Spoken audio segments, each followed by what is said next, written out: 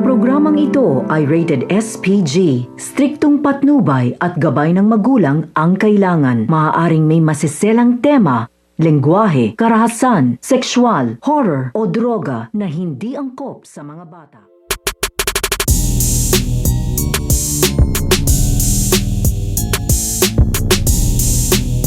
Ang pagkasawi nito nga si Aurora at ito nga si Presidente Oscar. Dahil ito nga si Aurora ay pinaril na nga dito nito nga ni Armando at yun na nga ang naging dahilan kung bakit nasawi nga dito ito nga si Aurora. At sa pagkikita nga muli nito nga ni Aurora at ito nga si Presidente Oscar ay dito na nga magpapahiwatig ito nga si Aurora na mamamaalam na nga ito. Dahil wag nga daw itong titigil sa kanyang paghihigante dito nga daw kay Lolita at kay Armando na hindi nga daw niya ito mapagbayad dito nga daw sa ginawa dito nga daw sa ng anak nito nga daw si Mara. Kaya nung nanagutan na nga dito ng hininga ito nga si Aurora ay sinugod naman dito nito nga ni Presidente Oscar ito nga si Lolita at ito nga si Armando dahil patakas na nga dito ito nga si Armando at ito nga si Lolita. At sa paghabol nga nito nga ni Presidente Oscar ay mapupuruhan nga rin siya dito nito nga ni Armando.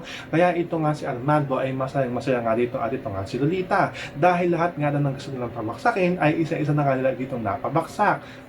At nung napabaksak na nga rin na dito ito nga si Presidente Oscar ay nagpatuloy nga lang sila sa kanilang pagtakas. So pakakaabangan nga natin dito kung tuluyan nga na nga bang makakatakas ito nga si Lolita at ito nga si Armando at kung ito na nga ba ang magiging katapusan ito nga si Presidente Oscar at ito nga si Aurora. Yan ang ating mga pakakatutukan at pakakaabangan dito nga lang sa FPJs ang Probinsyano.